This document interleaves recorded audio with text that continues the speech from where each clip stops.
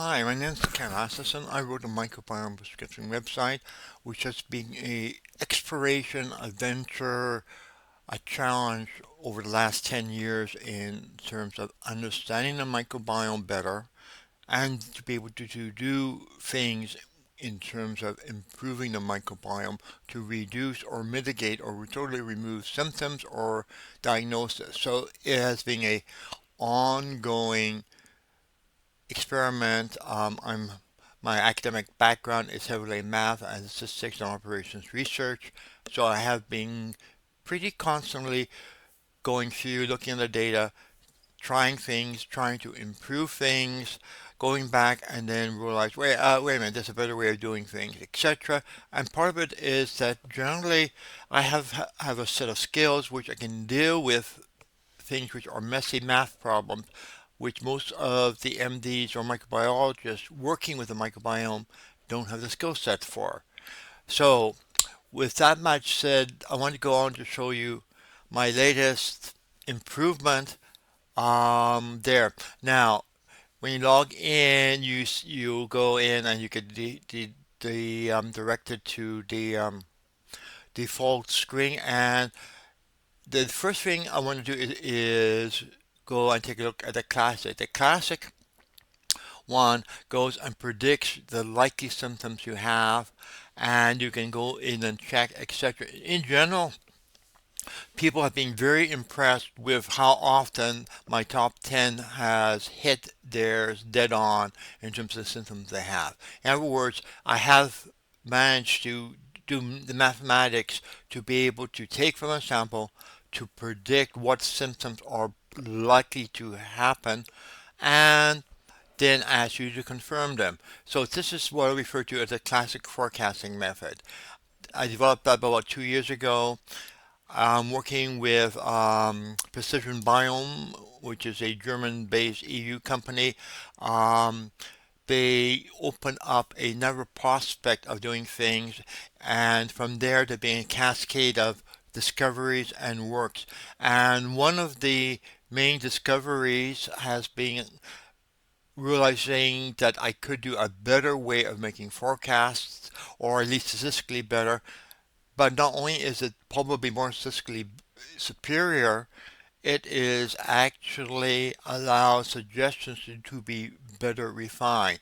So let's go over here and we have sample comparison and symptom forecast, which is, let me go over and get that on screen. It opens up in a new window. So you can come down here and we'll open up, and at the top it will go in and show if I compare two samples. Remember, they must be from the same company. Okay, two five samples from 5 years apart. Let's see what changes happen in 5 years. And there we see for this particular person I'm using, 55 things have improved over the last 5 years. Four things have gotten worse. Seeing these numbers um, basically implies that the suggestions being produced are reasonably good or very good in some cases for reducing issues. So we see a numeric presentation between the two of them here. But down below we have a new odds ratio. Odds ratio um, we is another way of calculating it, but before we go into that, let's take a look over the difference. Here is comparing, for example, for mast cell activation syndrome. The classic way, we looked at 213 bacteria. Using the odds ratio, we get almost 50% more bacteria which are statistically significant, so we are 298. We have some commonality, 52, which is about 25%, which is below what people would ideologically expect, but actually it's probably reasonably good given the difference in methodologies. But here is where we hit a real interesting difference. With the classic way, we have 20 species which were significant. With the odds ratio, we have 108, five times the number. For genus, we have the same thing.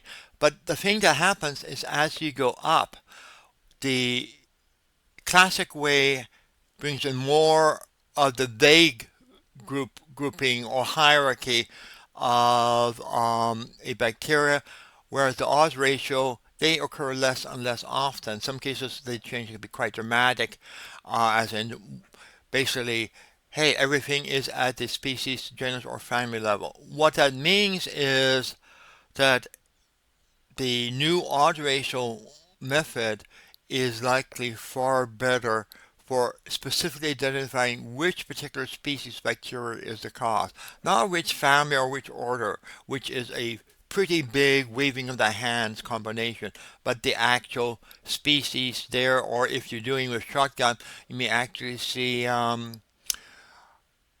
strains being cited.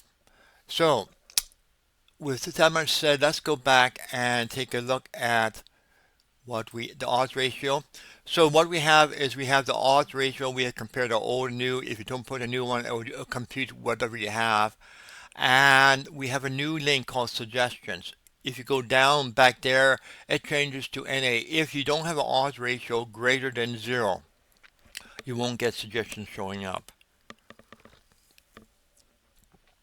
Even though you may have checked the things, basically it means that you may have the symptom, but the strength of the symptom isn't really, um, to use a British legal term, is a safe thing to work from.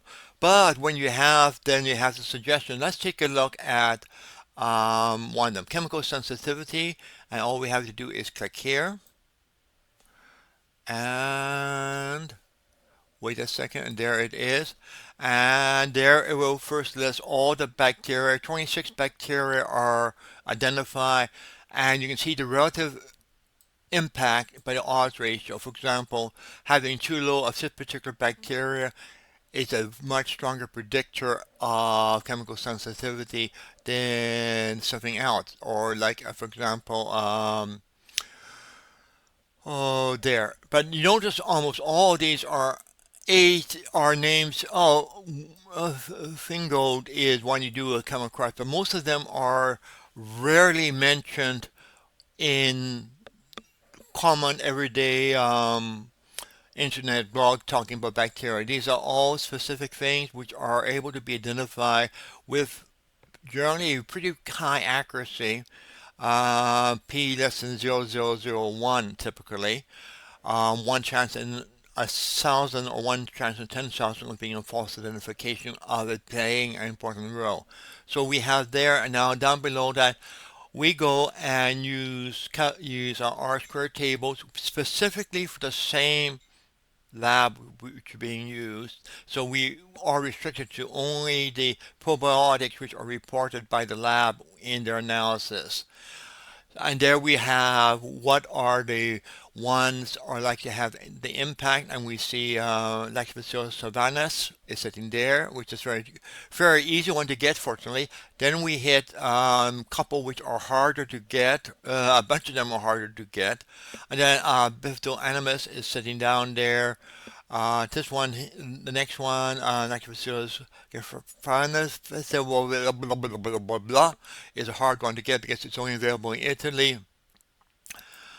And you can go down there all the way. You can go to the end and see the ones that you should avoid. For example, Lactobacillus fermentum should be avoided. And what else should be avoided? Hyvenicus should also be avoided. So you get a full list of all the probiotics we are able to calculate, and you can just browse through them. To take suggestions is actually a very generally short or long. We take the highest value here, and then we filter to anything which is at least a third of the value. So you can see here we have Ramosis being suggested there, and you may or may not find Ramosis up above. And why won't you find it up above? It is because the Biome lab does not measure Lactobacillus ramosis, so we can't make use of that in terms of suggesting probiotics. We only can, because of us using the dr squared, the correlation coefficient, mechanism, we only can use identify probiotics which biome site reports on. And then we have other things down here, like Casey. We could again try up above and see, oh, another one they don't report on, which is fine. It doesn't procure, but we now have the details and we can walk through it and we can see everything which is sitting there and till the end. And now we have the voids. Again, we're using the same procedure. We only taking the worst is 24, so anything with this 8 or above is what's going to be shown. 8.2 or and above is sitting there. So it is similar to the other thing, except I've done some pre-filtering to focus on the most important items only, and everything is being done based on odds ratio. So things are slightly different. Results will on some stuff contradict. In general, when I have done analysis, generally there is reasonably good agreement with the oddball being, doesn't agree, and doesn't agree. I don't worry too much because all the data we are looking for is actually very imprecise, but it's the best data we have, and we are working with it as best as we can, and we factoring in the odds. So that's basically it. It's a very straightforward procedure. We get a big boost here. And for example, we're using odds ratio. We have two people here, and they happen to have similar set of symptoms. And you notice light sensitivity, MCS, and MCAS, all are high odds ratio. Those three conditions tend to go hand in hand with each other. So that's basically it. So that is the long and the short of it, which is you go in, you look at the sample comparison. The sample comparison which takes you over to the comparison page. From the comparison page, you can go down and select whatever you're interested in modifying, like multiple chemical sensitivity here. And there we have identified the bacteria which are the most probable cause, as in which are too high and which ones are too low. And then we get probiotic suggestion. And as with the last one, we have Savannah sitting there, which is not a surprise because the two are similar conditions. And then we have the diet suggestions and the diet avoids. So that is basically it. Have fun, and there are blog posts going up dealing with it, but I wanted to get this video out before the blog posts got finished. So I can include it in the blog post. Okay, that's it. Bye bye.